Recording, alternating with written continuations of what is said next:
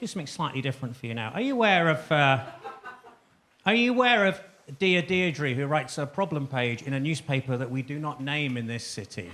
Are you aware? Yeah, right, exactly. Well, she writes this shitty problem page, right? Don't worry, I'm not bigging her up. Don't worry, I am going to take the piss out of her. You're safe. You know, I'm not on their side, right?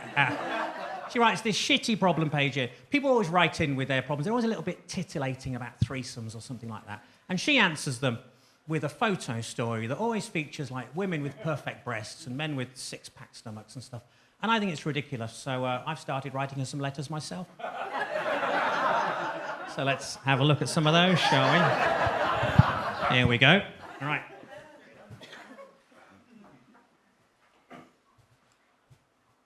Dear Deirdre, I was wondering if you could help me with a bit of an embarrassing problem. I live in London, and I'm in a long-distance relationship with my boyfriend who lives in Glasgow, 400 miles away. We see each other as often as we can, but it's difficult as train tickets are so expensive nowadays. The other day, I thought it was my turn to visit him in Glasgow, whereas he thought it was his turn to visit me in London. And we ended up on trains at the same time, headed in opposite directions.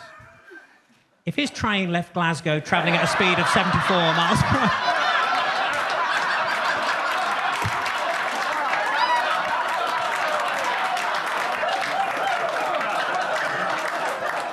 If she calls it a problem page, she can solve some fucking problems, Liverpool. That's very much how we look at it. And that's why I only ever do this bit to smarter crowds. Otherwise, it's just, you know, if you don't get it, it's just me reading a logic puzzle, and that gradually gets more and more awkward. For anyone who wants to know the answer, they get to wave to each other at crew. What's that? You want another? Okay. Dear Deirdre, I live on a farm and I am autistic and quite badly claustrophobic.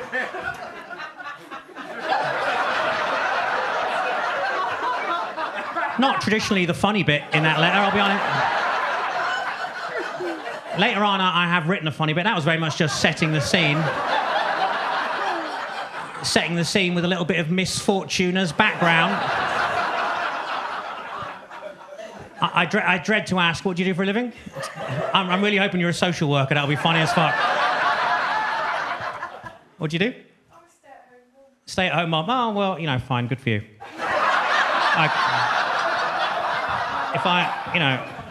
I won't take the piss because I'll alienate loads of people who I do want to watch the show, but, you know, if I want to know anything about daytime TV, I know who to ask. So that's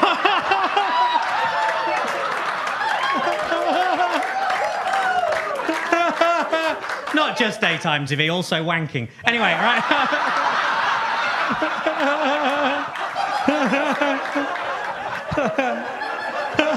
What can I say? I haven't got time to ad-lib. I've got a lot of jokes to get through, but that was very enjoyable. Meanwhile, I'm going to start that letter again. It will make very little sense. Dear Deirdre, I live on a farm and I am autistic and quite badly claustrophobic. If it wasn't for my pet chickens, I don't know what I'd do. Although they do require constant attention, and of course it's a struggle to keep them safe from Mr. Fox.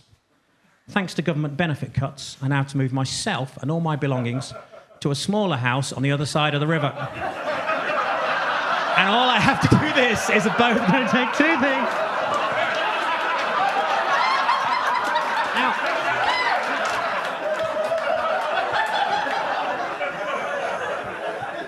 I left out the bag of grain and you still got that, so...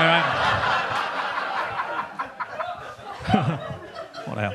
Dear Deirdre, I wish I had smaller jugs. At the moment, I've only a 5-gallon jug and a 3-gallon jug. Yes.